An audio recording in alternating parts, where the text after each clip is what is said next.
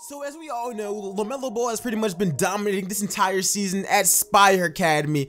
I think he's putting up nearly a triple-double a game, and Spire has been playing some really good competition, and Lamelo has just been going up. But today I am making a video talking about the top 5 landing spots for Lamelo Ball, since this is his senior season and I believe he's the youngest player in this draft class, right? Regardless, personally, I don't really believe that Lamelo has a collegiate path towards the NBA, and I honestly think that he is ineligible. Now, some people think that he could possibly be eligible for the NCAA, and that's pretty much what I'm going to be basing these top 5 landing spots off of. So if you guys enjoyed this video, make sure to go ahead and like it up, and of course subscribe, and just go ahead and share it. Now, I did make a video last month talking about Lamelo Ball joining Spire Academy and him being back in high school basketball and just his intangibles on why I think that he could be a top 3 pick in the NBA draft, and this video is pretty much going to expand upon that.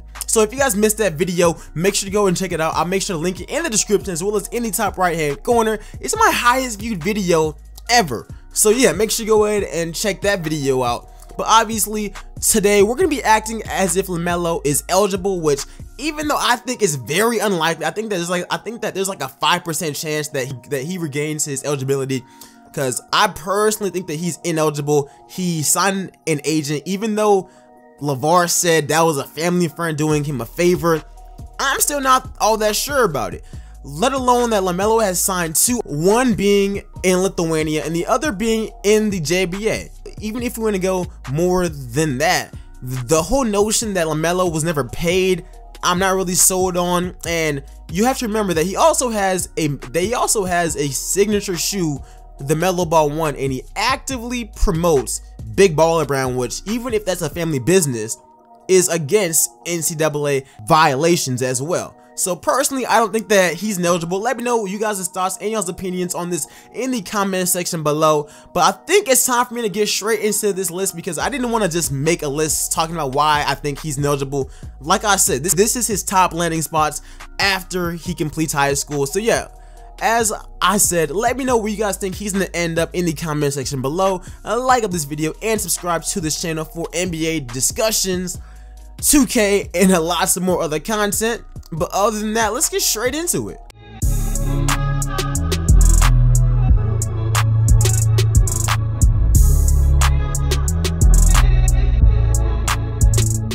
Alright, so what is good, YouTube? It's your boy LegendaryEA, and as I stated in the intro, we're going to be talking about some of the top 5 landing spots for Lamelo Ball after high school, because obviously he will be graduating with Spire Academy this season. Now, the one problem with this is that I'm not sure if all of these teams have a scholarship available for Lamelo, because obviously he's kind of late to the ballpark. People probably already, like, a lot of the teams already pulled their scholarships away from him whenever he left to play in Lithuania. I think right now he has one standing scholarship, and it's to Alabama A&M. He obviously is not going there. But one thing that he could do for all of these teams here is Lamelo, obviously his family's well off. He could honestly go to any one of these landing spots as a walk-on. All these colleges that I named, he can go there as a walk-on and get a lot of PT and still be by far their best player. So that is one easy fix as far as them not having a scholarship for him. He could go there as a walk-on. The one question, as I stated before, is his NCAA eligibility. Now, before I get into my top 5, I actually do have a few honorable mentions, and I actually have 3 of them. One of them is Oregon, and the real reason for this is just because Oregon has always been a solid team. They actually have a really good recruiting class for 2019, and I think that Lamelo would actually fit in there perfectly, playing in the Pac-12. UCLA is also in the Pac-12 where Lonzo went. I think that works out for him a lot. I think that his game could actually flourish there. Another one is Ohio State, another team where they aren't gonna have a scholarship for him, but I think that he could succeed there as well. And the last honorable mention is the University of Kentucky. Obviously, UK has a history of one and dones. Playing under Coach Cal, that is Coach Cal's dream, is to have a player like Lamelo. Kentucky is normally a flashy team. He fits in with their culture perfectly. They are all about hype and clout, and they would love to have, and I think that if he ended up there, that could work out too. So as far as the top 5, I just think that these are all really good situations for him to land on if, once again, he's eligible and they have a scholarship or he decides to actually go there as a walk-on. I think that all these are great situations for him to land in. So starting in at number 5, even though personally these are all like just really good, starting in at number 5, I have the University of North Carolina, UNC. Look, playing under a legendary coach like Roy Williams can actually really benefit LaMelo.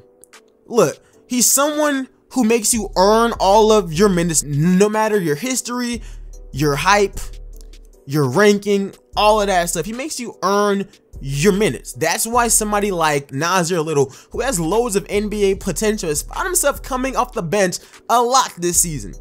I think that this is the best choice for Melo. It's going to be extremely difficult. But, I mean, he's me joining a 5-star center in Armando Bacot, and those two could actually be a really good duo. Now, normally in these videos, I don't go into too much depth, but if you guys want me to make another one, I definitely will. But, yo, UNC, that could work out. I actually think that LaMelo even talked about taking a visit there. That should be really interesting. Heading in at number 4, I actually have Kansas. Yo, Kansas has always been a great environment for top basketball players, and LaMelo would walk in as their clear-cut star player. Look, this man would put on a show in the Big 12, and depending on what players like Quentin Grimes does, if he decides to actually enter the league right now, which he's been playing terrible, I think that him and LaMelo could actually be a pretty good backcourt, especially if Quentin Grimes stays another season there. I think that would entice him a lot. Kansas has always been one to have a good team, and I think playing in a good system can benefit LaMelo, because right now the only knock on him is his shooting IQ, and people wondering if he can buy into a system that's really just not run and gun and fast breaks and all of that nonsense. Like, actually buy into a system, and I think that somewhere like Kansas can benefit him as well. Kansas has produced top picks every single year. This might be the only year that Kansas does not, but other than that, they've had Josh Jackson, Andrew Wiggins, Joel Embiid, and a bunch of other top picks. I think that this would be a great landing spot for LaMelo as well. Heading in at number 3, I have Duke University, and this just adds in to like Duke always having a super team. Duke always lands the best players. I know that this year's recruiting class is kind of iffy, but yo, without a doubt, I still think that Duke would be a great pickup for LaMelo. Currently, Duke is ranked 6th in the nation for their 2019 recruiting class with Boogie Ellis and Wendell Moore, and those are two pieces that can really complement it. Not to mention, Duke also has a couple of players that will probably be coming back and can serve as leaders for this team. At the end of the day, just like with UNC, Duke has another legendary coach, and if there is any college coach that can get the best out of LaMelo, it is Coach K. It is Coach K, and I think that if he's willing to actually learn, this choice right here is probably his best choice if he can make it happen. So yeah, at number 3, we got Duke. So yeah, all of my last 3 choices I think are great options for LaMelo. Whichever one he takes out of those, they're all pretty much similar. But these last 2 that I'm going to name, I think that these are the best 2 options for him. One of them is even a way if he's ineligible. At number 2, we have the G League. Look, this is obviously the best incentive, because I think that they said that they'll be paying top players coming out of high school up to $100,000 a year. So he'd be making money, he'd be practicing with professional trainers, he'd be living the life of a pro basketball player, not completely in the NBA, but with some of the benefits. This would allow scouts to actually scout him, and he'd be playing like he was in Lithuania against grown men, but in my opinion, significantly better grown men. So this could be the actual best option for him, and if he's deemed ineligible by the NCAA, which he probably will be, this is the only option, unless he wants to sit out an entire year and just work out. But this allows him to actually play games, get scouted by NBA scouts, and build his game. I mean, we've seen great players come out of the G League, one being Quinn Cook. And I think that if this is the only way for him, this is not a bad way at all. So yeah, at number 2, I definitely have the Gatorade League, the G League, Development League, whatever you want to call it. That's a pretty good option for him. The path that I think could be his best option, especially if he's college eligible, is USC. Obviously, even if Melo is eligible, he would not be attending UCLA, mainly because of how LeVar feels about them, and I can't really even blame him with the whole LeAngelo thing, and even the whole Lonzo thing after he left, and all of the stuff that their coach was saying. I understand all of that, but at the end of the day, USC is still home for him. It's still in Cali, and honestly, this is the best team in Cali that is not a professional team. If he was to actually join USC, he'd be joining the 2nd ranked recruiting class of 2019 with even his former teammate from Chino Hills in Onyeka Okongwu, in addition to another star big in Isaiah Mobley. If UCLA can actually get Melo and Melo's deemed eligible, this would be the best show in Cali other than the Los Angeles Lakers. So I think that this is probably his best choice if he's actually eligible. He's playing for a huge program with a lot of history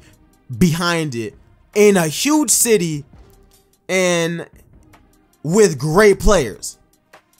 So guys, those are my top landing spots for Lamelo Ball. Leave y'all's in the comment section below. I really want to hear what you guys have to say about it. Make sure to go ahead and like this video up and share this video, and of course subscribe if you guys like basketball discussions and 2K gameplay and stuff like that. Yo, tweet this video at Melo. Do all of that, man. Yo, thanks for showing all of you guys' support on this channel. I really do appreciate you guys just for watching this video. But other than that, I'll see you guys in the next one. Let me know what we should talk about next. But other than that, I'm out. Peace, y'all.